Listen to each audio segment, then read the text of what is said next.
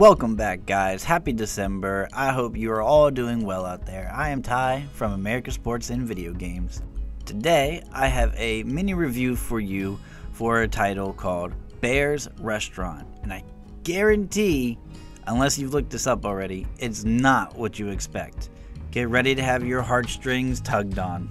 I will not be giving away any spoilers, so don't worry about that to the endings or too much of the story, really, though I do have to tell you about some of it since the game is entirely built around story. You wake up in your bed and you get yourself ready for another day of service at Bear's Restaurant. Very quickly, you will see that this is no ordinary restaurant. You play as Cat, and you will also play as Bear himself in this, but you start out as Cat at the beginning.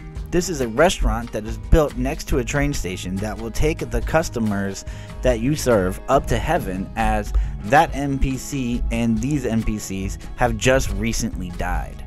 But before they do, they stop in Bear's Restaurant for one last meal. Their last meal can be anything that they want. Along the way, you will find some sad, some happy, and some downright disturbing life stories from these NPCs, and you will find out how each individual came to their deaths, as you will gain the power to dive into each person's life just moments before death. It turns very dark in this game, but it's still quirky in its own ways, which I can appreciate as you progress in the story. As a whole, I think the story is amazing. Top notch, really. I honestly can't really recall a game that made me literally sit back and think about my life, like real life. The people in it, the things I did or didn't do that I should do, things I said or didn't say that I should say, the whole 9 yards. I really found myself rooting for certain NPCs and absolutely despising other ones.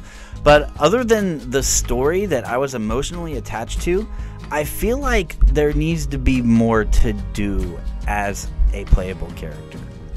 Do not expect to be solving any puzzles, or cooking the meals, growing anything for cooking the meals. You're pretty much just talking and walking. There are a couple times where you can fish for a minute, literally a minute, and you do get to make choices on what to say to each NPC that you meet. But I just feel like if they included what I said, cooking, finding things like ingredients, or doing puzzles to figure out when you dive into people's memories, things like that, then I think they'd have a great game here. And I do think this is a good game. I can't stress enough how emotionally invested I was in this. But to me, I'd love to see them make a second Bear's Restaurant with more for you to do on your controller as a playable character. And also, a longer game. You can get through this game in a couple hours if you rush through it. If you like to really be in the moment and take your time with games, like me, then it'll take you about the whole evening to complete. But those are my takeaways from this game. I think they're in the right sphere with storytelling, but I also think that there are more things that the devs can build upon and make this series even better, if they even make this a series. Honestly though, I hope that they do. This game is $12.99 and a little over 100 megabytes. If you haven't played this game, do you have any interest with it? And if you have played the game, what are your thoughts on Bear's Restaurant?